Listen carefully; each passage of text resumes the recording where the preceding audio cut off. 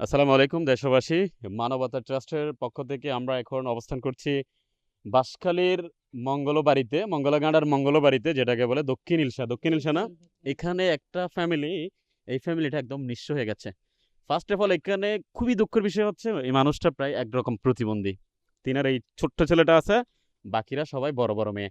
Aunty, আপনি একটু বিস্তারিত বলেন আপনার সম্মুখে। আমার প্রথম মেয়ে তিনটা, দুইটা ছেলে ছোট। আমাদের কোনো জায়গা সম্পদ আর কিছু নেই, বিটা বাদে। আমাদের ঘরে যা যা কিছু আছিল তা কিছু সব মাটির তলে চলে গেছে। আমার একটা মেয়ে ক্লাস 10-এ পড়ে, ওরও গাইডটা চলে গেছে। আপাতত বইটা আছে, বুঝছেন, আমরা অনেক কষ্টতে আছি।